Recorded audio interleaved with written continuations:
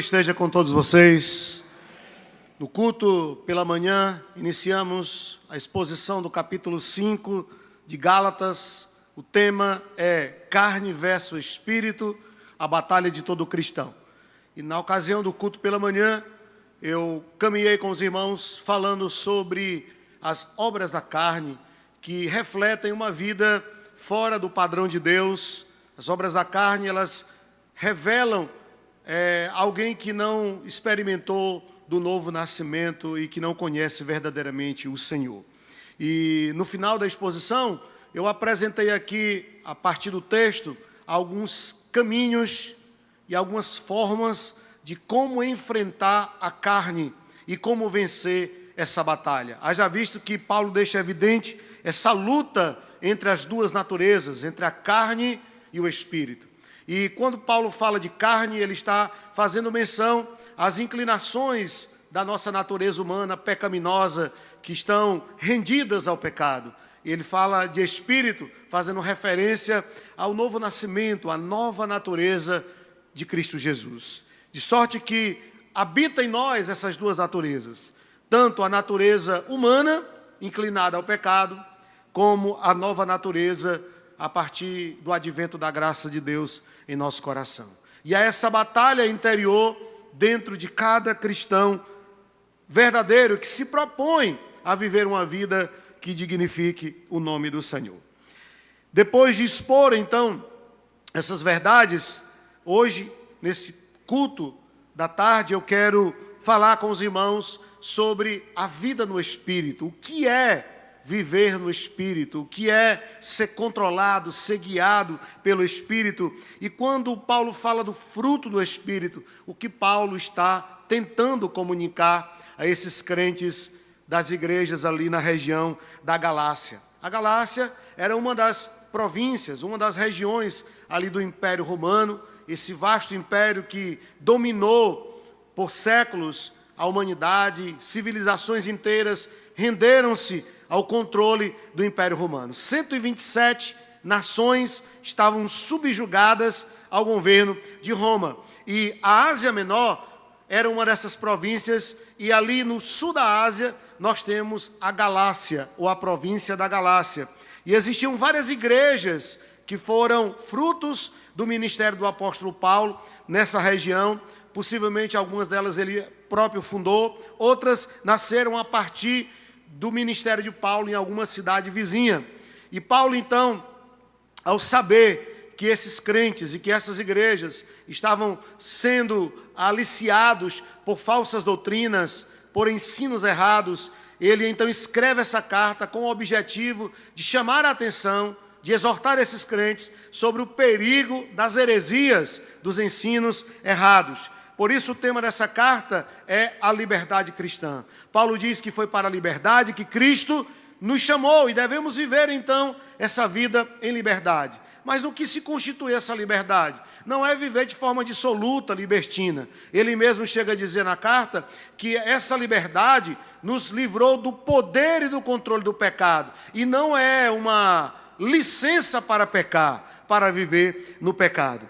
A partir do versículo de número 19 até o 21, Paulo vai falar sobre as obras da carne. Acompanha comigo, por gentileza. Ora, as obras da carne são conhecidas e são prostituição, impureza, lascívia, idolatria, feitiçarias, inimizades, porfias, ciúmes, iras, discórdias, dissensões, facções, invejas, bebedices, glutonarias e coisas semelhantes a estas, a respeito das quais eu vos declaro, como já outrora vos preveni, que não herdarão o reino de Deus os que tais coisas praticam. Então Paulo ele vai fazer uma lista de 15 obras da carne, e elas revelam alguém que pode ser um cristão nominal, se é que pode existir um cristão nominal, vamos chamar de um crente, alguém que frequenta uma igreja evangélica, mas não experimentou do novo nascimento ainda. Porque alguém que nasceu de novo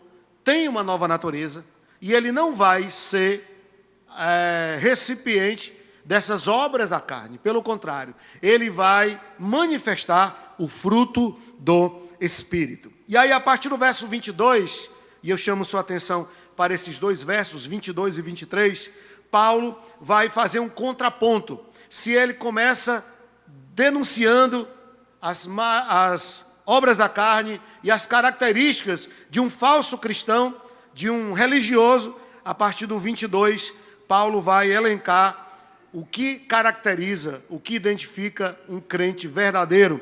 E ele diz o seguinte: mas o fruto do Espírito é amor, alegria, paz, longanimidade, benignidade, bondade, fidelidade, mansidão, domínio próprio. Contra essas coisas não há lei. Vamos orar ao Senhor. Pai, essa é a tua palavra, te damos graça por ela, pedimos a iluminação e a ajuda do teu Espírito para a compreensão plena da tua palavra, que essa palavra não fique apenas no nosso intelecto, mas que ela vá ao nosso coração, que ela produza as mudanças necessárias, a fim de que possamos viver para o louvor do teu nome e da tua glória. Oramos assim em nome de Jesus.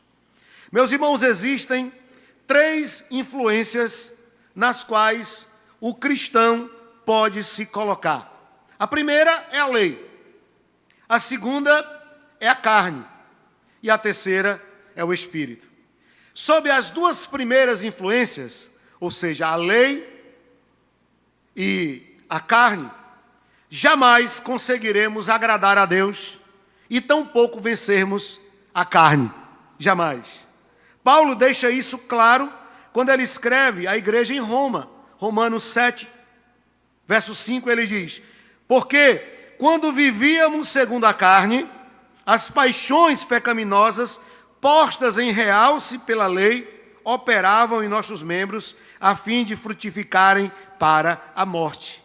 Então, Paulo, de forma muito maestral, ele deixa evidente aqui nesse verso 5 de Romanos 7, que a lei não tem o poder eficaz de mudar o coração do homem, de transformar. E a lei, nesse contexto, ela apenas deixa evidente a nossa natureza pecaminosa. Paulo diz que a lei realça a natureza pecaminosa que habita em nós. Ela deixa evidente o pecado, porque se não existisse lei, também não existiria pecado.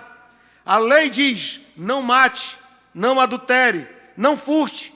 Alguém, ao descumprir essa lei, está pecando, porque está violando um mandamento de Deus. Então, a lei manifesta o pecado, ela revela o pecado. E ao mesmo tempo que a lei, ela revela o pecado, ela aponta para a necessidade de um Salvador, mostrando que ninguém é capaz de cumprir toda a lei. A própria Escritura deixa evidente que homem nenhum foi capaz de cumprir toda a lei, a não ser Cristo Jesus. Jesus, ele cumpre toda a lei e ele imputa em nós a graça de Deus. Então a lei, ela não foi criada para salvar. A lei, ela foi instituída para revelar a nossa pecaminosidade e para manifestar a necessidade de um Salvador. E Paulo deixa isso muito claro aqui. Ele diz que o fruto do pecado sempre será a morte. E ele está reverberando o que ele já havia dito no capítulo anterior, que o salário do pecado é a morte, mas o dom gratuito de Deus é a vida eterna em Cristo Jesus. Então, meus queridos, só pelo Espírito, a força da carne pode ser neutralizada em nosso coração. Só pelo Espírito, o cristão é capacitado sobrenaturalmente a cumprir todas as exigências da lei. O homem natural, ao olhar para a lei de Deus, ele julga impossível cumpri-la. Porque para nós mesmos, como seres humanos pecadores, é impossível cumprir as exigências da lei de Deus. Mas quando a graça nos alcança e ela transforma a nossa vida, nós somos habilitados pelo poder desse Espírito que habita em nós a cumprir a lei de Deus, a cumprir as exigências da lei de Deus. Então veja só, é Ele que nos chama, é Ele que nos sustenta e é Ele que nos capacita a cumprir a lei e dessa forma nós viveremos a vontade de Deus. Viveremos a vontade do Senhor.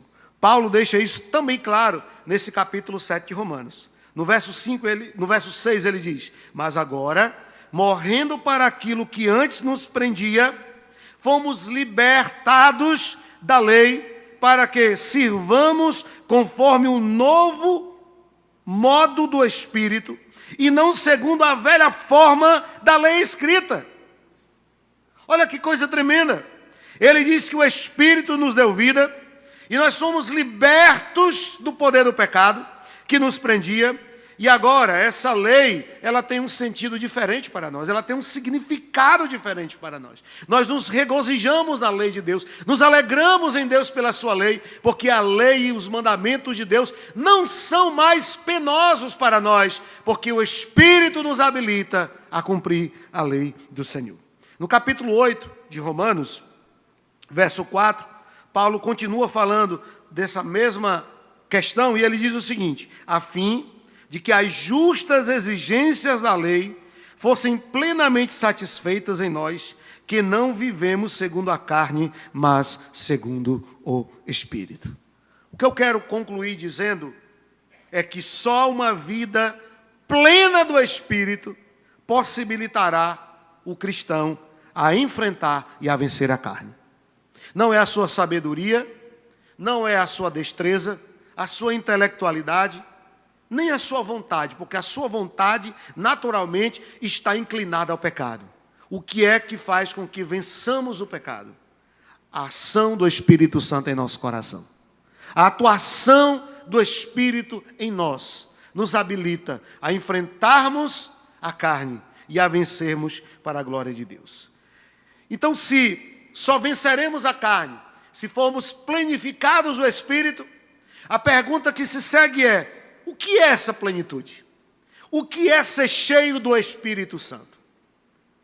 E eu acredito que essa resposta, ela começa quando nós excluímos o que não é a plenitude. Fica mais claro identificar a verdadeira e a genuína plenitude quando você elimina o que não é a plenitude do Espírito. Por exemplo, a plenitude do Espírito, ela não é evidenciada pelo ativismo religioso. Você não vai mostrar que é cheio do Espírito Santo pelas obras e pelos serviços que você presta na igreja e ao reino de Deus. É evidente que o serviço cristão, ele tem o seu valor, e a Bíblia diz que nós temos um papel a cumprir, tanto na sociedade como na igreja. Nós não fomos chamados para vivermos no ostracismo.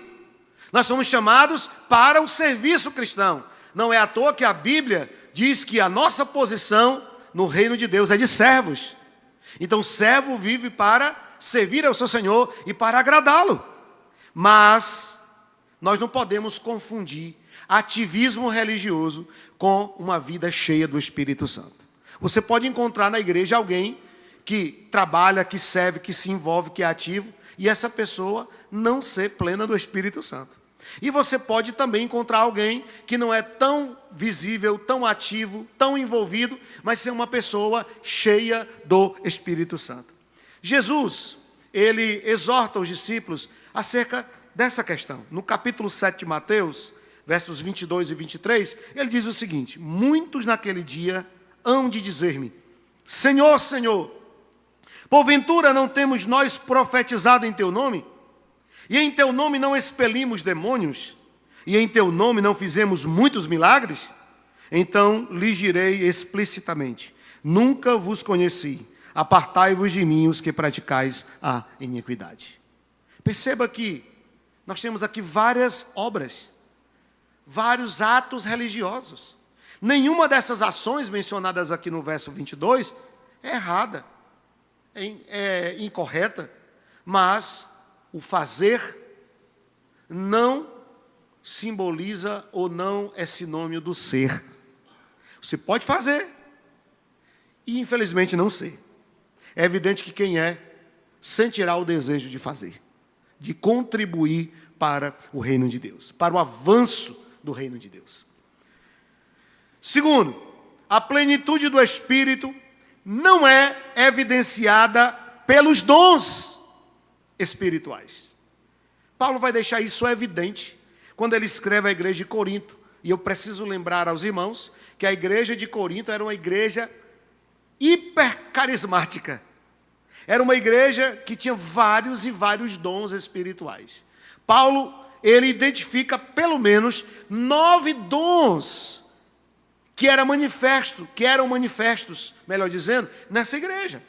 Se você já leu a carta aos Coríntios, especialmente o capítulo 12, você vai ver ali Paulo destacando os dons espirituais que aqueles crentes, eles manifestavam na igreja. Mas o que Paulo rotula esses crentes? Como Paulo chama esses crentes que tinham esses dons espirituais? No capítulo 3 da primeira carta, os versos 1 e 2, Paulo ele vai dizer o que eles são. E Paulo diz o seguinte: eu, porém, irmãos, não vos pude falar como a espirituais, e sim como a carnais, como a crianças em Cristo. Leite vos dei a beber, não vos dei alimento sólido, porque ainda não podíeis suportá-lo. Nem ainda agora podeis, porque ainda sois carnais. Meus irmãos, isso parece uma contradição. Como alguém pode ter um dom espiritual e ao mesmo tempo não ser espiritual? Porque o objetivo dos dons, meus irmãos, não é identificar a espiritualidade de ninguém. O propósito dos dons é claro na Bíblia.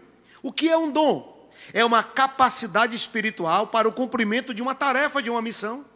Então o Espírito, ele concede dons aos homens. Ele dá dons aos homens, para que esses homens sejam habilitados a cumprir uma determinada tarefa e missão, e o fim certamente será a glória de Deus. Mas isso não significa dizer que o receptáculo deste dom, que o instrumento, que o vaso, seja alguém espiritual, porque tem dons. Por muito tempo, as pessoas tinham um entendimento equivocado de quem, por exemplo, manifestava o dom de variedade de línguas na igreja. Era mais crente do que aquele que não manifestava esse dom. Talvez até hoje ainda perdure a ideia de quando alguém fala em variedade de línguas no culto ou na oração, venha logo à sua mente a priori o quê? Essa pessoa deve ser cheia do Espírito. Essa pessoa deve ser muito crente, muito espiritual. Ela deve orar constantemente, ela deve ler a Bíblia regularmente. Às vezes sim, mas nem sempre é o caso. Pode acontecer de alguém ter dons espirituais, manifestar dons e ser uma pessoa que não seja plena do Espírito, que não seja habitada, controlada e guiada pelo Espírito. Porque o objetivo dos dons não é identificar a espiritualidade, mas capacitar para o serviço cristão. Por isso a própria Escritura diz que muitos pregam o Evangelho por dinheiro, por sorte da ganância. A Escritura diz que muitos pregam o Evangelho por vanglória.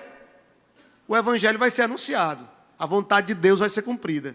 Mas certamente cada um que faz a obra de Deus por motivos errados, por motivações equivocadas, irá prestar conta, porque Paulo diz em 2 Coríntios 5, que todos nós iremos comparecer ante o tribunal de Cristo, para prestar conta pelas nossas obras.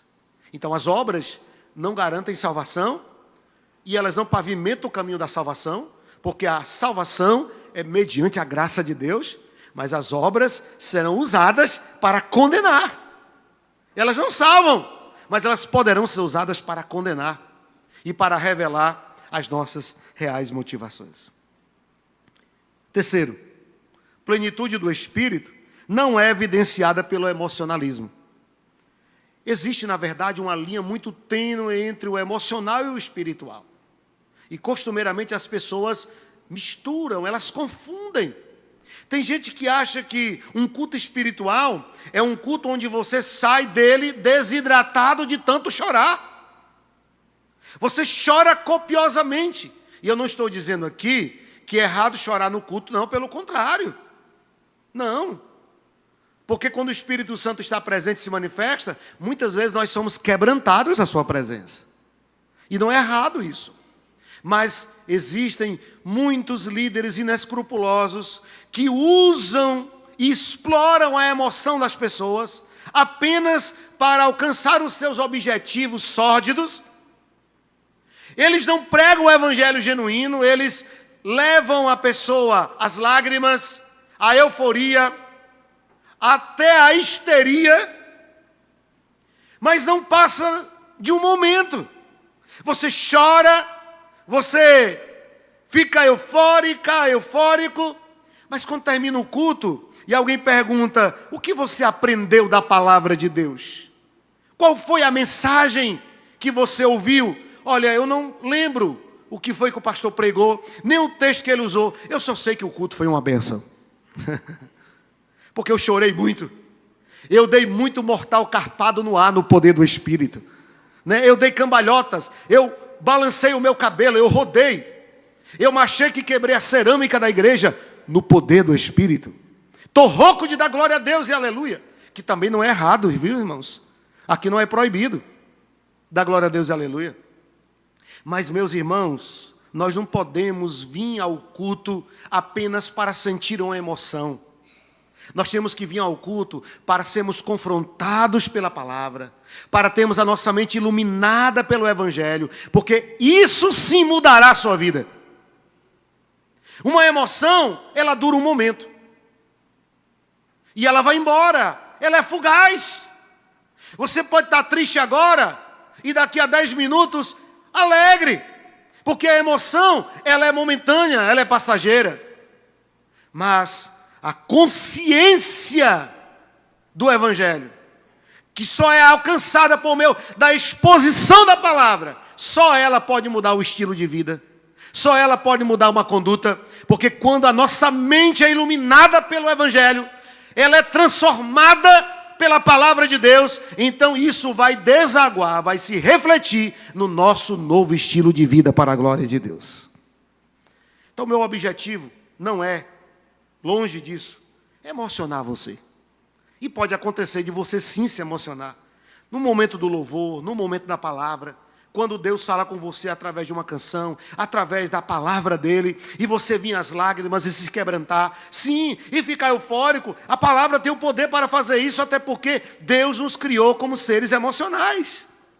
Mas eu não posso viver a vida cristã baseada apenas em emoção, em sensações, em sentimentos, porque tudo isso é efêmero.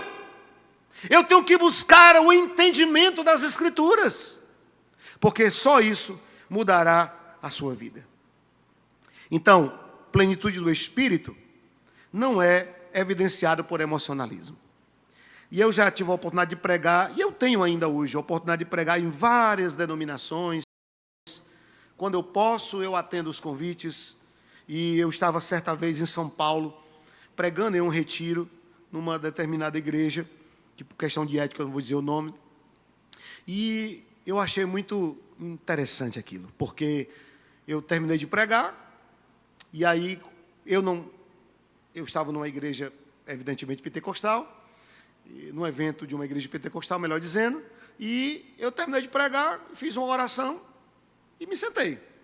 Só que aí os irmãos sentiram a necessidade de ter alguma coisa, né?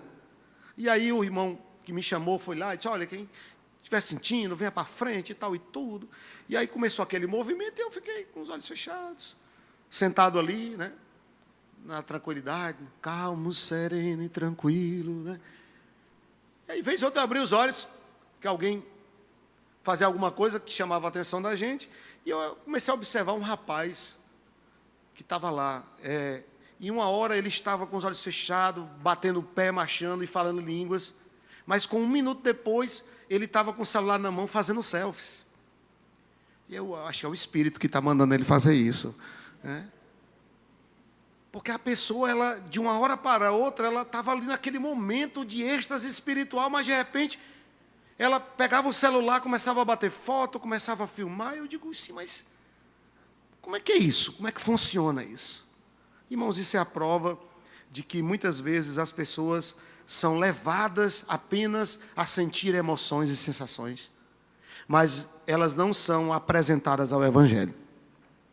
Isso já era usado no período do Império Romano. Era uma tática para controlar as pessoas e usá-las como gado, pão e circo. Então eu vou entretê-las, eu vou envolvê-las, porque é bom sentir emoção. É bom sair do culto com os olhos inchados e chorar. Você se sente até aliviado. É terapêutico, né? Mas isso não vai mudar a sua vida, se não for um choro de quebrantamento e de arrependimento genuíno. Se não for, não é. São o que nós chamamos aqui no Ceará de lágrimas de crocodilo. Você vai chorar, vai ter que ir para a UPA tomar soro na veia porque está desidratado. Mas isso não vai mudar a sua vida. Amanhã você vai continuar sendo a mesma pessoa, caloteiro, enganador, infiel, narcisista. E aí? Mas se você abrir o seu coração hoje, agora, para a palavra de Deus, certamente a mudança vai começar hoje e agora na sua vida. Já que tudo isso não é a plenitude do Espírito, a pergunta que se segue é, então o que é a plenitude do Espírito?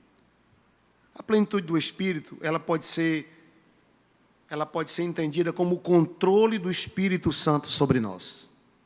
Nos versos 16 e 17, Paulo vai deixar isso evidente, e eu trouxe aqui na versão NVI. Olha o que ele diz: vivam pelo Espírito e de modo nenhum satisfarão os desejos da carne. Pois a carne deseja o que é contrário ao Espírito, e o Espírito o que é contrário à carne. Eles estão em conflito um com o outro, de modo que vocês não fazem o que desejam. Eu acho muito intrigante a frase de modo que vocês não fazem o que desejam. Por quê? Porque ela aponta para o fato de que a vontade moral do ser humano sempre sofrerá influências dominantes. Ou você será influenciado pelo Espírito para viver uma vida para a glória de Deus, ou você será influenciado pela carne para viver em pecado. A natureza humana, moralmente falando, a vontade moral do ser humano sempre sofrerá influências dominantes, ou do Espírito ou da carne. Quando então somos cheios do Espírito, ficamos sob o controle do amor dele e do cuidado de Deus. E isso, irmãos, é evidente a todo o nosso redor. Fica claro pelos frutos que nós exalamos. Então eu quero concluir essa parte dizendo o seguinte: que a plenitude do Espírito não se mede pelo quanto você tem do Espírito. Eu tenho 9 dons, eu tenho 5, eu tenho 7, eu tenho todos os dons de 1 Coríntios 12. Meus parabéns, palma e meia para você. Vá na bênção. Você é o super crente. Mas a plenitude do Espírito não é medida pelo tanto que você tem de dons ou do Espírito. A plenitude do Espírito é medida pelo tanto que o Espírito tem de você. Até onde você é guiado por Ele. Você se deixa ser controlado por Ele. Até onde você ouve a voz dEle e segue a vontade do Pai. É aí que você vai demonstrar o seu nível de espiritualidade. Não é pelos dons, não é pelo tanto de operação que você manifesta, mas é pelo tanto que o Espírito tem de você. O tanto que você entregou da sua vida e do seu ser para Ele. É nisso que reside a real plenitude do Espírito. Na carta à igreja de Éfeso, Paulo ele compara a plenitude do Espírito à influência e o controle do vinho sobre alguém. No capítulo 5, verso 18, aquele famoso versículo que você deve já ter ouvido várias vezes no templo, quando Paulo diz: e não vos embriagueis com vinho, no qual há dissolução, mas enchei-vos do Espírito. Paulo ele está comparando aqui o controle, a plenitude, ser cheio do Espírito, a alguém que está embriagado. Alguém bebe tanto que fica embriagado, e ela passa a ser controlada pelo álcool, pelo vinho. E aí Paulo diz que alguém que é cheio do Espírito, ele é como um ébrio espiritual. Ele está controlado pelo Espírito. Ele não faz o que ele quer. Ele não diz o que ele quer, porque ele está sob a influência do Espírito Santo. Isso é a plenitude do Espírito. E é interessante, meus irmãos, que quando o apóstolo ele fala do fruto, ele sempre vai usar a palavra no singular. As obras da carne são várias, ele vai listar 15, mas ele diz sobre o fruto: mas o fruto do Espírito é. Como entender isso? Será que ele se equivocou? Será que os tradutores erraram na tradução do texto? Certamente que não. Porque o fruto do Espírito, meus irmãos, sempre foi e sempre será o amor. O amor é o fruto do Espírito. E quando você tem o amor, você vai manifestar esse fruto através de qualidades. E aí, as designações que seguem, elas dizem respeito às características desse fruto, que é advindo da ação do Espírito em nós, e a fonte é o amor do próprio Deus. A Bíblia diz que nós o amamos porque Ele nos amou primeiro. Ninguém consegue amar, ninguém consegue manifestar amor se não tiver o amor de Deus, se não for habitado pelo amor de Deus. Então nós temos o fruto do Espírito, e o fruto do Espírito é o amor. E como identificar esse fruto? John Stott diz que o fruto e suas qualidades regulam os relacionamentos sob 3 aspectos. Primeiro, relacionamentos com Deus, a nossa relação com Deus. Nós temos aqui alguns frutos que caracterizam a nossa relação com Deus. Depois, nós temos as qualidades do fruto no que diz respeito ao nosso relacionamento com o próximo, com o nosso semelhante. E, por fim, ao nosso relacionamento conosco mesmo. Então, vamos lá. Vamos para as características desse fruto, começando pelo próprio fruto, que é o amor. Primeiro, Paulo, ele vai destacar 2 qualidades do fruto do Espírito no que diz respeito à nossa relação com Deus. Eles são reguladores dessa relação com Deus. Primeiro é o amor. A palavra no grego aqui é ágape, o agapau. Refere-se ao interesse e à busca do bem maior de outra pessoa sem nada querer em troca. Quando eu disse para vocês que nós só podemos e somos capazes de amar se nós tivermos o amor de Deus, é porque o amor de Deus é assim. Ele nos amou, mesmo sabendo que nós jamais seríamos capazes de amá-lo como Ele nos ama. Ele nos amou, mesmo sabendo que nós somos incapazes de retribuir esse amor, de devolver reciprocamente esse amor. Não há como nós fazermos isso. Romanos 5,5, Paulo diz: e a esperança não traz confusão, porquanto o amor de Deus está derramado em nosso coração pelo Espírito Santo que nos foi dado. A fonte desse amor é o próprio Deus, a obra da sua graça em nós. Então o amor é a forma como a fé verdadeira se expressa. E aí nós temos uma outra característica, a primeira característica que Paulo vai destacar aqui do amor, do fruto do Espírito, que é a alegria. E isso regula a nossa relação com Deus. Eu tenho que amá-lo. Lembra do que Jesus disse? Que a lei de Deus se resume em 2 mandamentos: amarás o Senhor teu Deus com toda a tua força, com todo o teu entendimento, com toda a tua vontade, e amarás o teu próximo como a ti mesmo. Então, se eu amo a Deus, essa minha relação com Ele vai ser uma relação saudável. E essa relação com Deus, ela vai se expressar através da alegria. Então, na vida do cristão, a alegria é essa sensação baseada no amor, na graça, nas bênçãos, nas promessas e na presença de Deus em nós. O salmista, no Salmo 119, verso 16, diz: alegrei-me nos teus estatutos, não me esquecerei da tua palavra. Paulo, escrevendo aos crentes de Corinto, na 2ª carta, no capítulo 6, verso 10, ele diz: como contristados, mas sempre alegres, como pobres, mas enriquecendo a muitos, como nada tendo e possuindo tudo. Parece um contrassenso, um contraponto. Mas aí, porque enquanto para o mundo a alegria está em ter, em ser reconhecido, em vivenciar uma emoção, para o cristão, meus irmãos, a alegria verdadeira está no fato de que fomos salvos pelo amor de Deus. E nada nessa vida fará mais sentido para nós e nos tornará mais alegres e felizes do que a certeza de que um dia estaremos eternamente com Ele na glória. A tristeza, a luta, o pranto, tudo isso tem prazo e validade. um dia vai ter seu fim. Mas um dia, Ele enxugará dos nossos olhos toda lágrima. Nós o veremos como Ele é. E Ele dirá: vinde benditos de meu Pai, para o reino que eu vos preparei antes da fundação dos séculos. A alegria do crente está aí. Então o crente ele não é alegre só quando tem dinheiro, só quando está com saúde, porque a alegria do crente não se baseia no aqui e agora. A alegria do crente, ela tem um nome: Jesus Cristo. Depois vem a paz.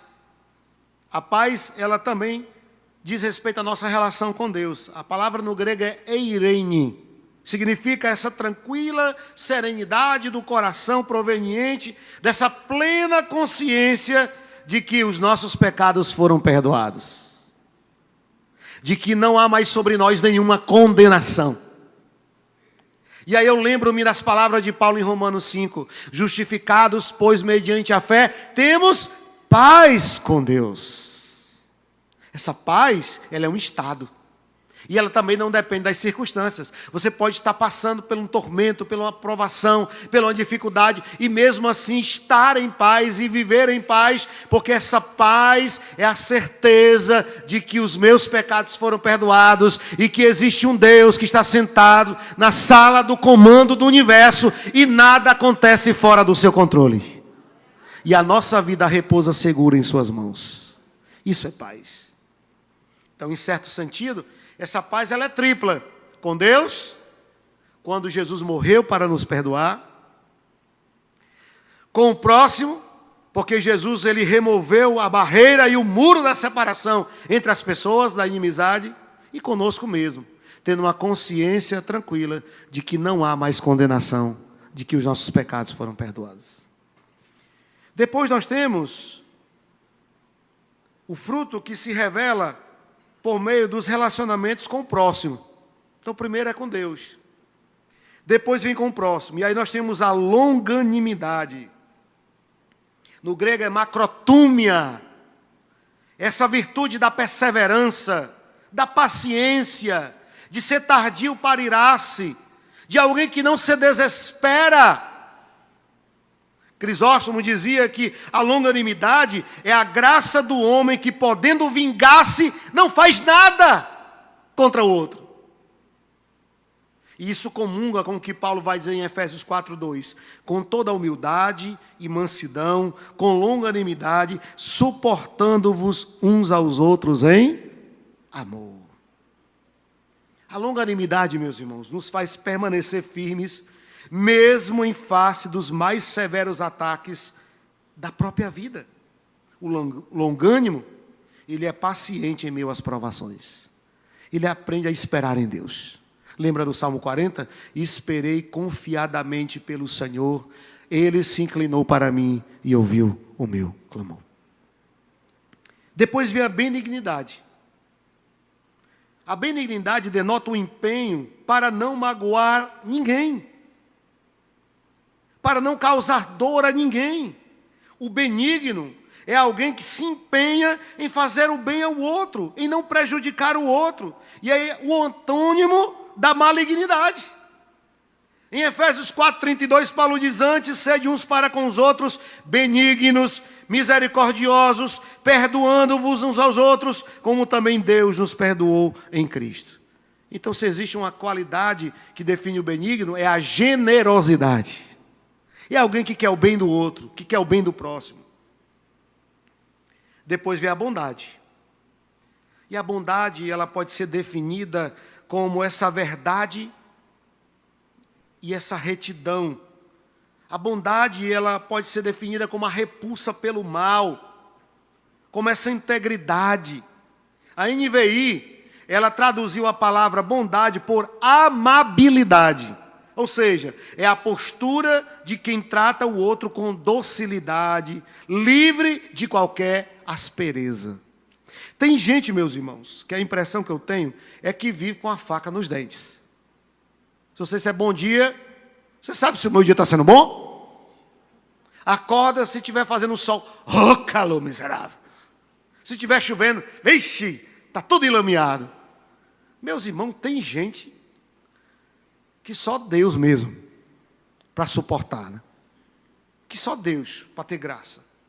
Mas a bondade, ela diz respeito a alguém dócil, a alguém que não trata o outro com hostilidade, a alguém que trata os outros com doçura, porque ele quer ser tratado assim também.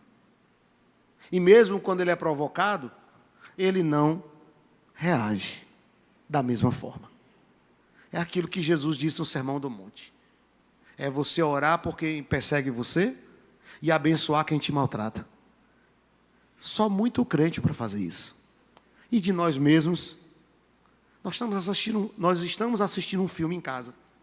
Quando tem lá o vilão que faz muito mal a todo mundo, se ele não se der muito mal para sofrer, para ter o couro arrancado por pinça, você fica frustrado no final do filme, ou final paia. Morreu, acabou-se, pronto. Não, ele tem que passar uma escanha com 48 pneus em cima dele, para lá e para cá. Ele tem que sofrer. É porque nós somos assim, meus irmãos. Vingativos. Mas nós não queremos que ninguém nos trate assim, queremos? É porque quando somos nós que pecamos, a gente quer que os outros sejam misericordiosos. Agora, quando você vê o outro pecando, aí você é o justiceiro de plantão. Ainda ora assim, pega ele, Jesus. Pega a espada desembainhada e dá uma lapiada nele. Quebra ele, passa ele no funil, depois passa no pilão. Pô, eu quero é assim. Ainda faz assim. Que a gente sente destilando a vingança, a mágoa nas palavras. Isso é uma oração de macumba. Está totalmente contrário ao que Jesus ensinou, que a gente tem que abençoar quem nos persegue. Pastor, isso é tão difícil. Concordo com você. Por isso que você tem que se render ao Senhor e dizer: Senhor, me ajuda a mortificar a minha velha natureza, para que o Espírito Santo controle a minha vida. E aí, quando você começar a fazer, não será você, é a graça de Deus em você. E aí nós temos as outras características do fruto, no que diz respeito à nossa relação conosco mesmo, a relação consigo mesmo. Nós temos a fidelidade, que significa lealdade constante, inabalável. É alguém que não negocia os seus valores e princípios. É alguém que não mente para receber um benefício. Nessa semana mesmo, conversando com minha irmã, ela disse: olha, eu perdi o meu benefício porque a pessoa, ela me orientou lá no CRAS a mentir. Olha, não, faz assim, faz isso assim que vai dar certo. Você vai conseguir o seu benefício. Ela disse: eu não quero desse jeito.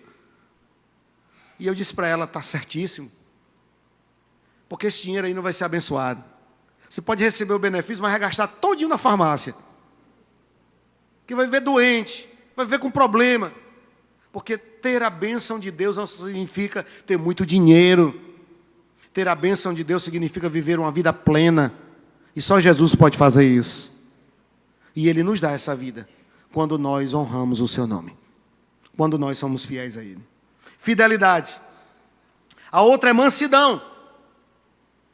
Mansidão é um termo que exprime moderação.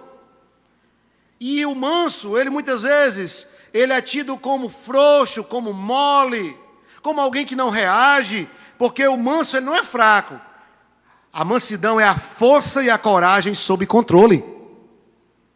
E por fim nós temos o domínio próprio, ou a temperança, que é o controle ou o domínio sobre os nossos próprios desejos e paixões. No grego, literalmente, a palavra aqui é agarrar e segurar o próprio eu. É você pegar o eu e trancar dentro do armário, fechar e esconder a chave. E dizer: você vai ficar aí, preso.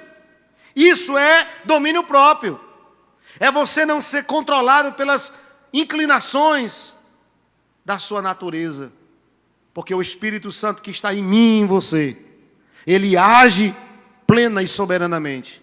E ele nos habilita a dizer não para o pecado. A não reagir a não ser reativo ante as situações da vida. E eu quero caminhar para a parte já conclusiva, pontuando aqui, meus irmãos, algumas questões sobre o nosso compromisso de frutificarmos. Em primeiro lugar, eu gostaria de destacar a verdade de que o fruto, ele mostra quem realmente você é. Você pode ter uma ótima performance, você pode ter uma excelente oratória, você pode ser alguém ativo na igreja, que está envolvido em vários departamentos, servindo na obra de Deus, mas nada disso diz muito de quem você é. Mas o fruto, ele vai mostrar quem realmente você é. Mateus capítulo 7, verso 16, Jesus diz assim: pelos seus frutos o conhecereis. Colhem-se porventura uvas de espinheiros, ou figos de abrolhos?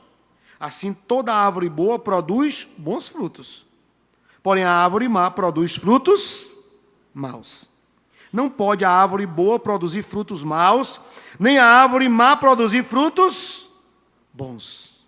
Então, além das aparências, da sua performance na igreja, da sua boa oratória, de ser uma pessoa agradável, que vive sorrindo para todo mundo na igreja, e os irmãos dizem: oh, que pessoa maravilhosa. As irmãs ficam pensando: eu queria ter um marido assim. Oh, Senhor, por que o Senhor não me deu? É porque tu não é casado com ele. Porque em casa é o capeta. Não é o capeta que entra nele, é ele que entra no capeta em casa. Não precisa de Satanás lá, porque ele é o próprio. Mas o fruto mostra quem você é. O fruto vai denunciar. O fruto vai dizer qual é a sua real natureza. Porque o fruto não mente. O fruto é a prova de quem somos e do que somos feitos. Segundo, o fruto desmascara as aparências. Lá em Marcos capítulo 11, a partir do verso 12, vai narrar uma história muito intrigante. O texto diz que Jesus estava de viagem com os discípulos e ele, ao passar pela estrada, ele vê uma figueira. E ele se aproxima da figueira, procurando fruto, e ele não acha fruto naquela figueira. E o texto diz que Jesus amaldiçoou aquela figueira. Mas é interessante porque o evangelista, ele tem o cuidado de dizer que não era tempo de fruto. Não era tempo de figos. A pergunta é: por que Jesus então amaldiçoou a figueira? Se não era tempo de fruto, por que ele amaldiçoou? Porque, meus irmãos, naquela época, e eu acho que ainda hoje, quando uma figueira estava cheia de folhas, era sinal de que ela tinha frutos. Por que Jesus se aproxima da figueira? Porque ele viu a figueira cheia de folhas. E ele supôs o quê? Tem fruto naquela figueira.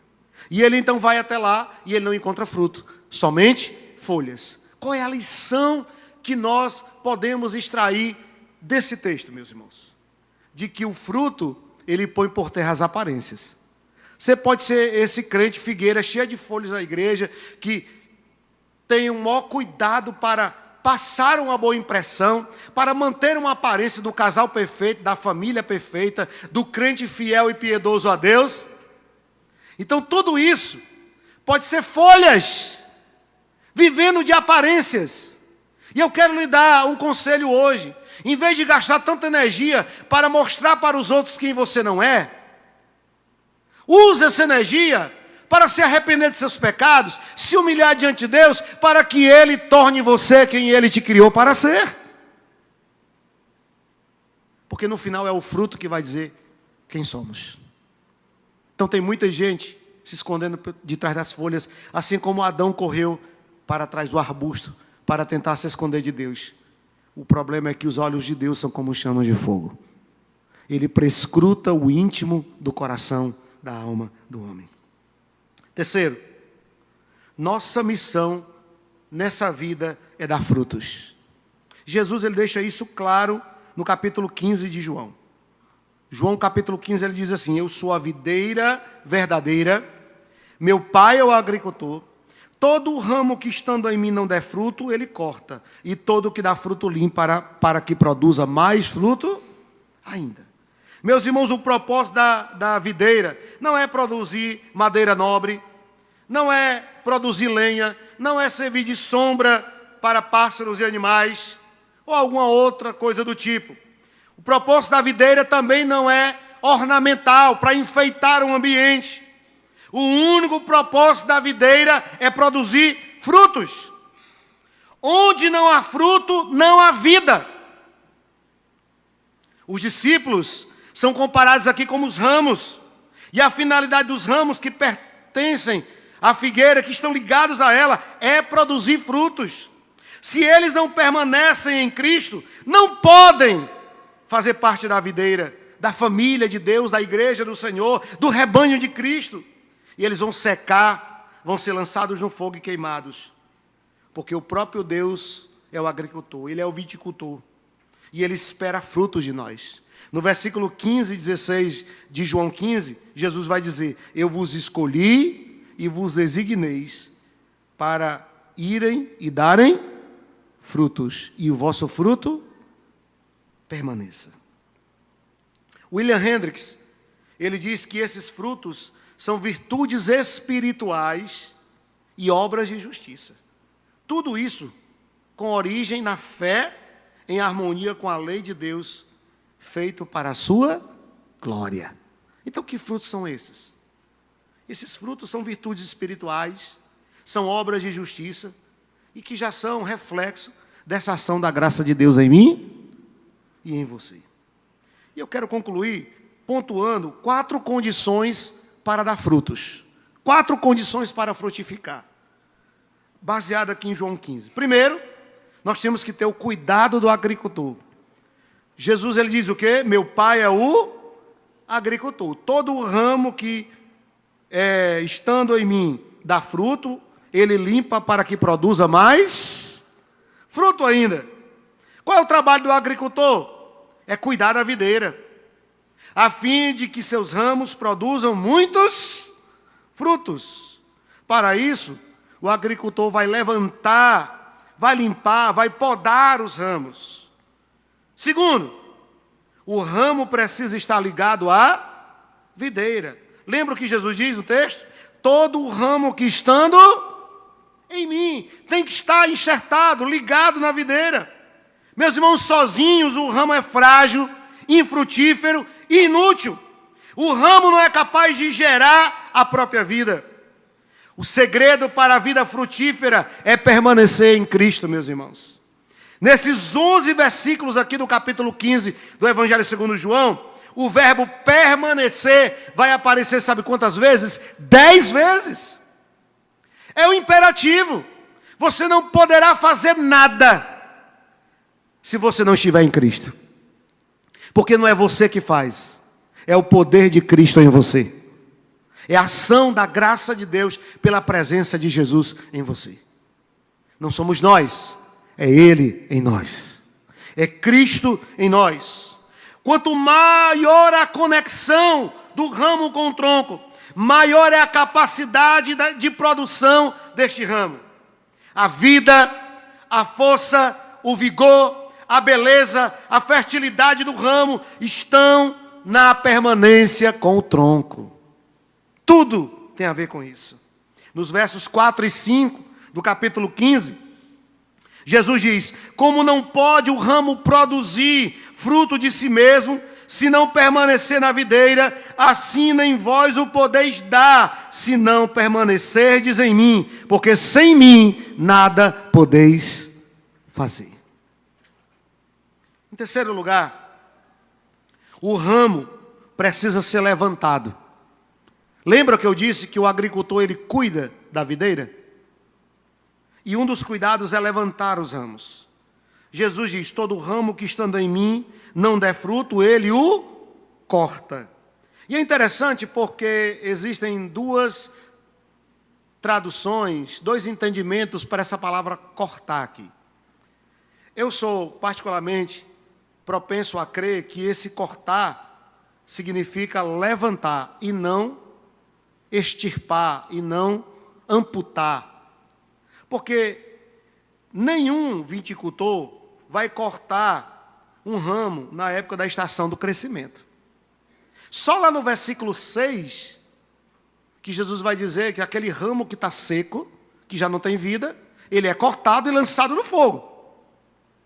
Então, o entendimento que eu tenho, e eu sigo alguns teólogos nessa linha de interpretação, um deles é W. Pink, ele argumenta que uma tradução mais clara desse verbo airo, que é o verbo usado aqui para cortar, traduz a ideia de levantar do chão. Charles Swindoll, seguindo essa mesma linha de interpretação, ele diz que o termo levantar sugere a imagem de um agricultor se abaixando para erguer um galho. E é muito interessante a descrição que Swindoll faz aqui. Ele diz que é muito comum um viticultor amarrar os ramos da videira, a fim de que eles não cresçam para baixo e permaneçam no chão. Mas eles são levantados, eles são amarrados e são erguidos. Quando os galhos crescem junto ao chão, diz Swindoll, as folhas ficam cobertas de poeira. Quando chove, elas ficam cheias de lama e mofam. O galho então adoece e fica inútil. O que é que o agricultor faz com um ramo que cresce junto ao chão? O que é que ele faz? Ele corta-o e joga fora? Absolutamente não. O ramo é muito valioso para ser cortado.